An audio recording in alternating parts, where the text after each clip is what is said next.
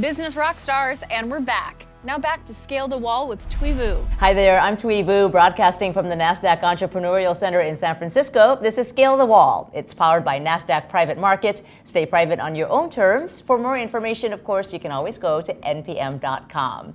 Entrepreneurs and small business owners always face challenges, and we look to them to figure out how to scale the wall. That's what we'll be talking about in this segment as we talk with Jessica Herrin, CEO and founder of Stella Dot. Nice to have you here. Thank you.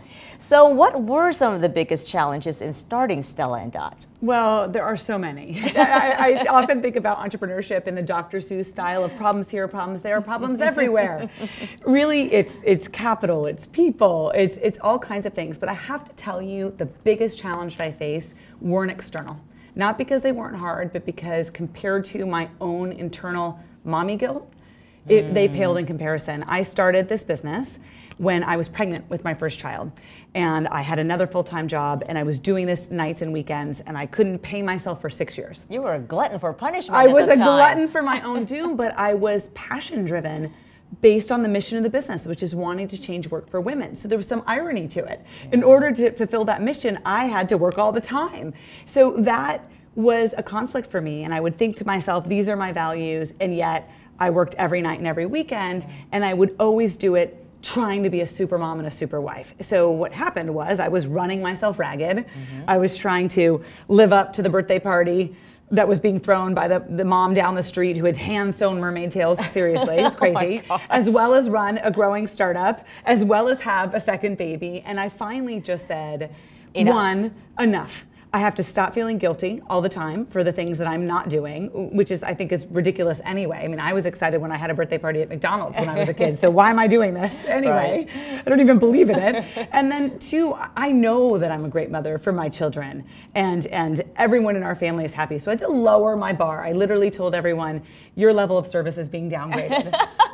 It is not gonna look immaculate in here. That is not what is important right now. I wanna be a role model for my children. I want to show them that women can be caring mothers and work. I don't need them to see that our house is perfect or that every meal is slow cooked by me, organically raised. Or every birthday party is just so. Just so, right? That's all just pomp and circumstance versus grit, love, and real life. And so I had to really refocus myself, and letting that go and learning that I could take care of myself and not weigh myself down with guilt made it so that I was more powerful. I was more able to get done what I wanted to at work and be creative and make it work. So Forbes pegs your net worth at around $125 million. That's got to feel pretty good for a business that you built up yourself. I don't like to talk about money ever. No, that's not even accurate, but I don't like to talk about people as a number, because it's all paper and it's all meaningless. That would be true maybe if I wanted to sell the business, and I don't. Well, so it's irrelevant, right? Let me rephrase that a different way, right? You are on their list of the most successful self-made women. Yeah, that feels good. That feels good. It does feel good. I feel proud. I think about it more in the context of how my grandmother would feel about it.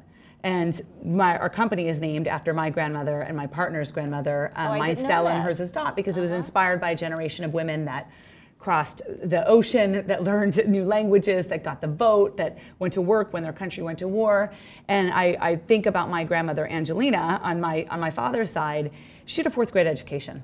She was thought to feed her children, and she did all of that to have a better life. And I just think when I get proud, it's not because that list is out there. It's more just thinking about the women that came before me and how much they did to create this opportunity for me. And I just think, I think they're watching me and proud, and that feels good.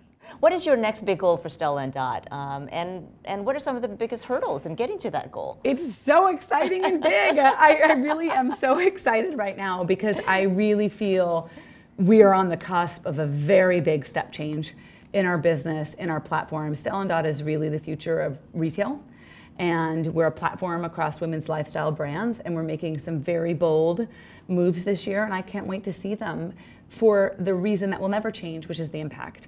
I want to know that we can impact hundreds of thousands of lives around the world, and that people can become bolder, more confident, have more independent choices in their life because they have more financial freedom, whether that's $100 or a month or 10,000, whatever it is, they work it on their terms. So we're making some very big innovations in our model. Can you just tell us about one and not keep us in suspense? Yes, well, it's really expanding the way that we allow people to create a great customer experience by giving them style solutions mobile. So we know that more business owners want to do their business in captured moments on the go. So we're working on a lot of technology that can enable a lot of product expansion that's going to make our business much bigger than it's ever been before. Mobile is where it's at right now. All right, to wrap this up, what are the 3 biggest lessons to learn in dealing with the challenges of starting or growing a business? Well, the 3 biggest lessons to learn is you've got to always iterate, right? So that's the thing, is you're not done. There's no idea that comes to fruition in its original state. You continually to evolve. The other one, which I love, this name of the show is about overcoming, right, of the walls. I don't think it's about scaling the wall all the time. Sometimes when you look at that wall after wall after wall as an entrepreneur, it's not about brute forcing it over every time. You can learn to look for a window or a door, open it and walk through it. That is a it doesn't great everything. Image. If it's hard, make it easy. There is no glory in hard. There is glory in simple solutions. And there's also glory in people, which would be my last one, which is, are you really trying to scale them all alone? Or are you looking at enough partnerships with people and treating them the right way so that every once in a while when you need a boost, someone will boost you over the wall? And that's about being the type of person that would actually do it for somebody else so that you deserve it. Wow, all great messages out there. You have thought this stuff through, woman. I live it and I love it.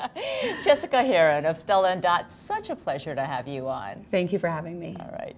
Join us every Friday as we scale the wall, powered by NASDAQ Private Markets. Stay private on your own terms. For more information, go to npm.com. I'm Thuy Vu, and this is Business Rockstars.